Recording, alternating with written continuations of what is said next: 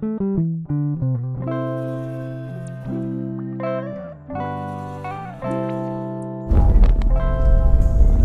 this is San Francisco's summer, basically, starting now. Right. So, No, it's been a beautiful time of year. so what were you doing here exactly? So I was here for the Good Food Conference, which is a conference about future meat technologies. Future meat technologies. That's right. Yeah, Okay. they're looking at ways of producing meat from well, two ways. One from plant stuff, just like putting together plant materials in a way that it resembles meat. Okay. Or the other, which is what I work on, is creating real meat from animal cells. Seriously? Yeah, so they'll take like a biopsy from an animal, basically. Okay. You have some animal cells, and then they grow them in like a culture medium, so Okay. that they can produce an edible piece of meat.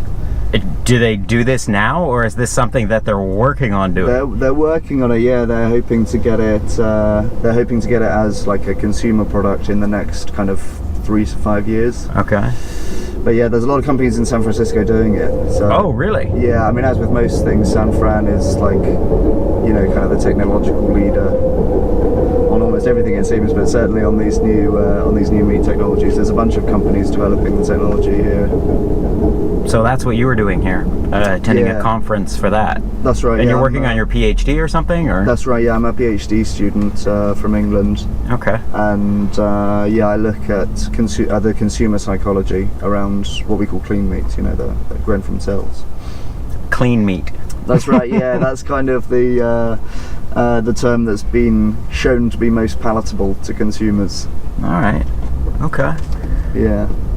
So, like, how far away are we from clean meat?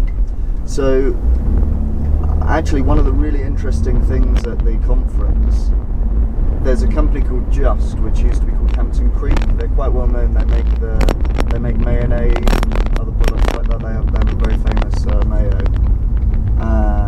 Anyway, they've started developing clean meat technology. Okay. And they said, I think for the first time about this time last year, that they would sell a product before the end of 2018. Okay. Which of course now is only 3 or 4 months away. We're running out of time. Right? And so at the time, I think a lot of people were a bit skeptical about that and thought, oh, yeah, that seems quite soon. Because, you know, all the other companies were saying like 5 years, let's say. Yeah. But then earlier this year, they doubled down on it. They said in about March or April, no, we're still planning to sell something by the end of 2018. Okay. They use the different cultures value meat or kind of approach meat. You know, there's a bit in India, there's a very high rate of vegetarianism. Oh, I didn't know that. Yeah, but well, because a lot of India are Hindus, right? Okay. And that teaches kind of non-violence, a very core principle. A lot of Hindus interpret that as, you know, the implication is that one has to be a vegetarian on that. Okay. Well, there's a lot of people in India, so that's a big market in India. Yeah. I think I'm right in saying that it's about to overtake China as the most populous country. Yeah.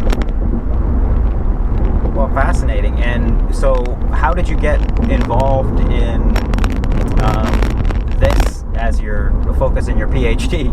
Well, I first came across the idea when the student group that I was part of in University of Exeter, where I did my undergraduate degree, Okay. we hosted this guy called Mark Post, who's a professor in the Netherlands and a doctor. Okay. He is kind of one of the first people who has really pioneered the technology. And in 2013, he had made a hamburger that was like the first cell-cultured meat that was going to be publicly cooked. They did like a big press event where they cooked and ate this burger. Did you try it or no? No. This was before I was in the field. This was a good 5 years ago. Okay.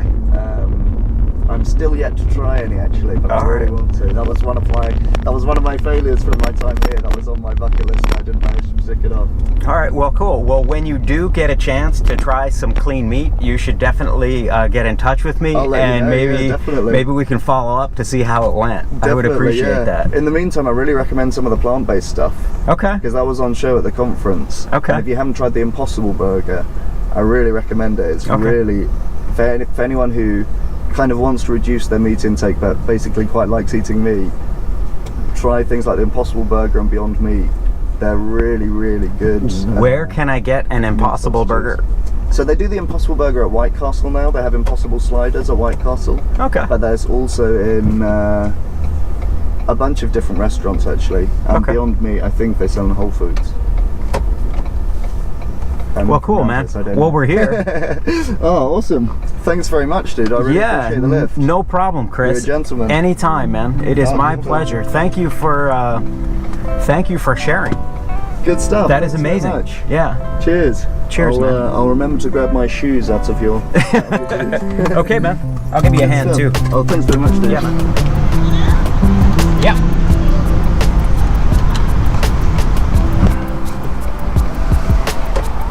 Thank you, thank you.